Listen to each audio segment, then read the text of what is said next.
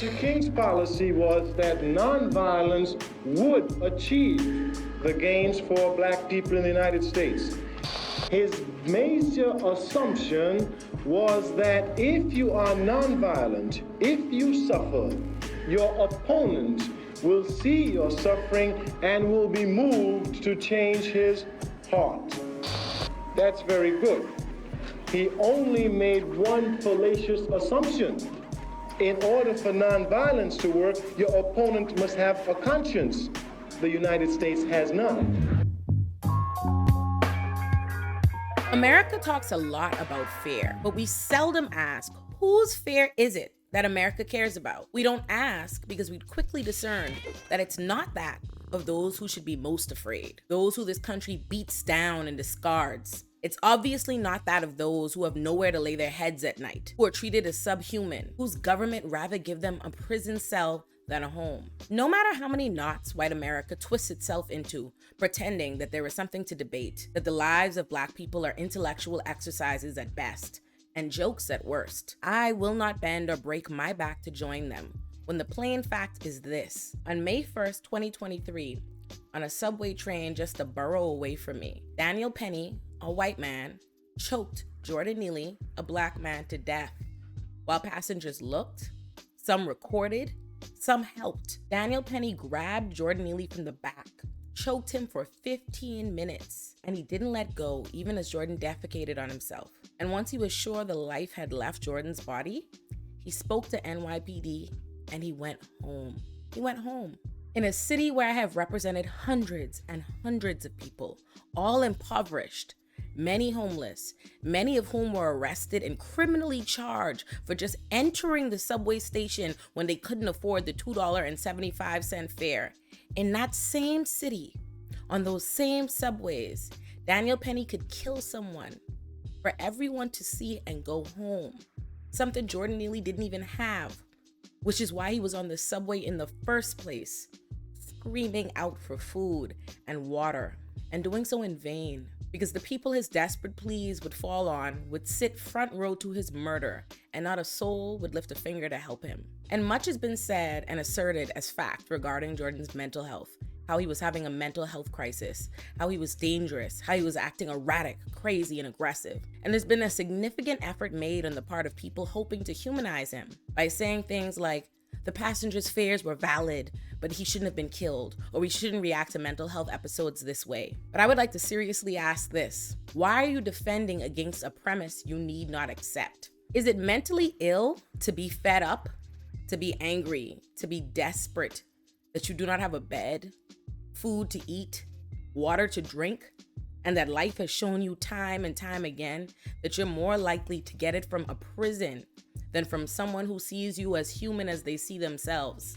Is it legitimate to be afraid of someone for that? Not nervous, anxious, agitated, concerned, worried, sympathetic, or to feel pity, but afraid? So afraid that you think you're in danger, that this man who has not touched you, presented a weapon, or made any advancement towards you needs to be put down. Is it self-defense for a trained Marine to choke an unarmed, homeless man who had not threatened him from behind? Is a person who you must creep up and attack from behind posing a threat to you?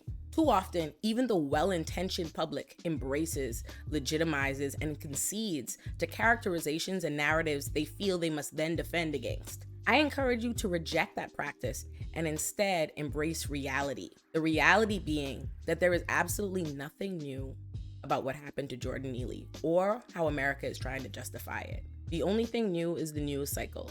On December 22nd, 1984, 4 black teenage boys approached a white man on a subway in Manhattan and asked him to give them $5. That white man, a then 38-year-old Bernhard Goetz, pulled out an illegal handgun and shot each of the boys. They survived, but one suffered brain damage and was paralyzed for the remainder of his life. One of the boys he shot testified in Goetz's trial, and on the stand, he said, "He's going to be found not guilty anyway. I know what time it is." Not only was Goetz found not guilty when a Manhattan jury found that he, the 38-year-old man armed with an illegal gun, was right to fear for his life when 4 teenage black boys asked him for $5, that just their person presented enough of a threat that it was a proportionate action to shoot each and every one of those unarmed boys. It was he who should be afraid, not the black teenagers who live in a world where they could survive being shot by a vigilante and know with certainty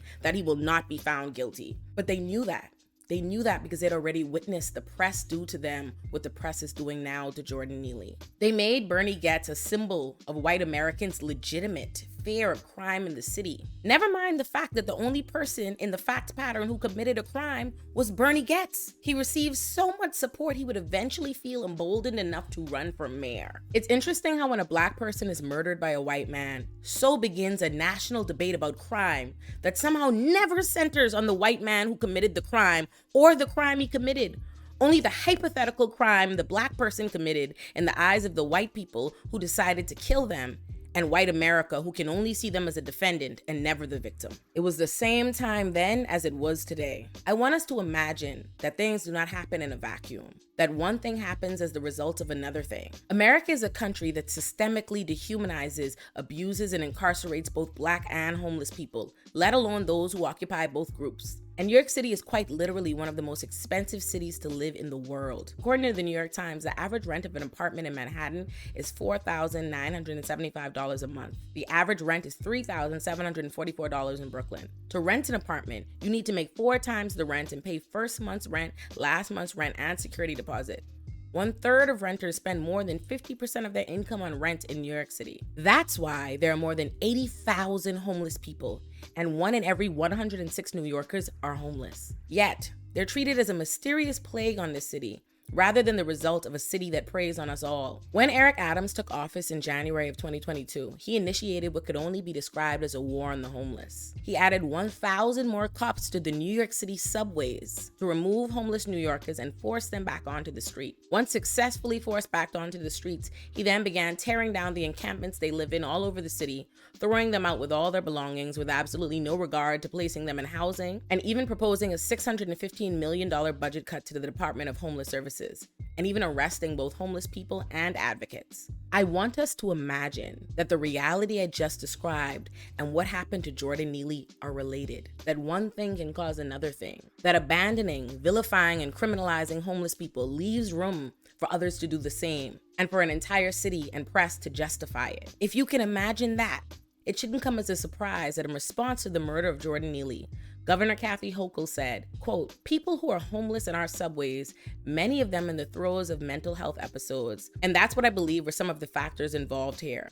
There's consequences for behavior. And Mayor Eric Adams refused to criticize Daniel Penny's decision to choke Jordan Neely to death, and he applauded NYPD after they beat and bloodied the New Yorkers who protested. In the world of the media, the name of the game is discourse and engagement.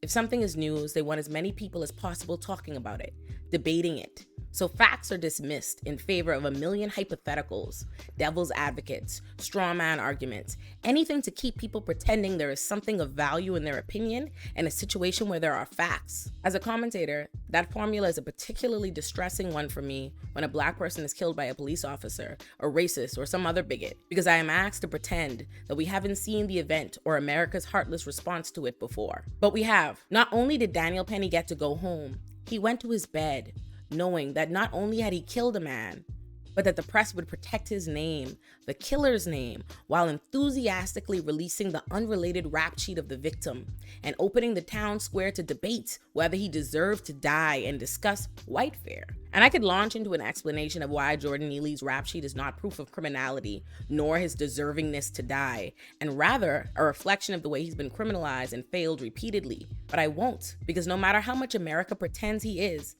not on trial here.